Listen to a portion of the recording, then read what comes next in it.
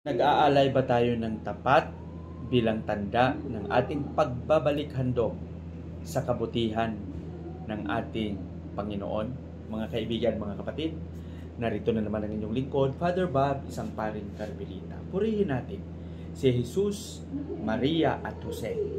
Ngayon ay nasa ika-25 araw na tayo sa buwan ng Nobyembre, 2024, araw ng Lunes. Pagnilayan natin ng mabuti kung ano ang mga magagandang mensahe na gustong ipaabot sa atin ng ating mga pagbasa.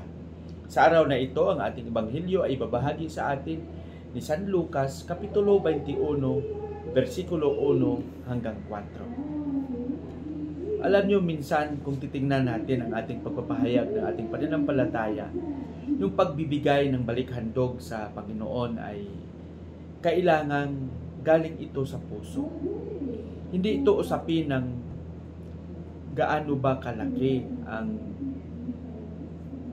inalay mo bilang handog.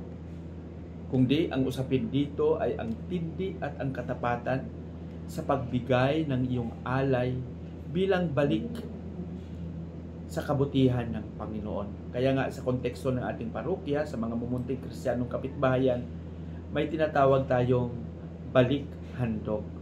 Ito yung pagpapakita, pagpapahayag ng suporta sa mga programa pastoral ng ating parokya sa pamamagitan ng pagbabalik ng mga biyayang ating natanggap bilang alay doon sa pangangailangan ng pastoral misyon ng ating parokya. Alam natin na ang ating parokya, anuman ang kanilang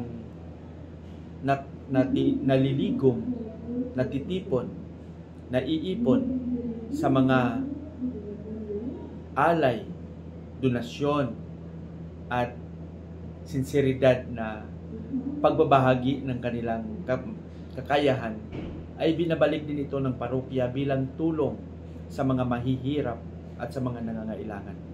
Kaya dito sa ating ebanghelyo nakita natin na mayroong mga tao na nag-alay ng kanilang mga handog. Mayroong isa na nagbigay nga ng malaki, pero yung malaking handog niya na binigay ay sobra lang pala sa kanyang mga pangangailangan. At mayroong isa na mahirap. At yung inalay niya ay talagang kailangan niya. Kasi walang-wala siya. Pero binigay niya ito sa templo ng may buong pagmamahal at katapatan. Kaya nga sabi ni Jesus, pakinggan niyo ako. Kung titingnan natin, sabi ni Jesus, mas malaki pa ang inalay ng mahirap na ito na nagbigay ng kaunti, ng maliit lang na sentimo kaysa doon sa nagbigay ng malaking sentimo. Dahil malaki nga, pero sobra lang pala sa kanyang pangangailangan. Ito maliit nga, pero yun na yun. Yun lang talaga ang kanyang pera. Kaya mga kaibigan, siguro para sa akin, mas magandang tingnan natin ng mabuti yung pamamaraan ng ating pagtulong, ng ating pag-aalay, balik, handog sa simbahan o kay sino man. Ang usapin dito ay hindi yung halaga na malaki, kundi ang katapatan at ang buong pusong pagbibigay. Binigay mo dahil gusto mong tumulong ng may buong pagmamahal. Amen? Kaya sana tingnan natin ng mabuti yung pamamaraan natin ng pagtulong at pagbibigay.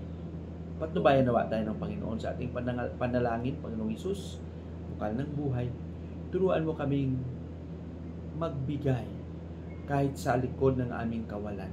Tanda ng aming pakikiisa at pagmamahal sa mga pangangailangan ng aming kapwa. Amen.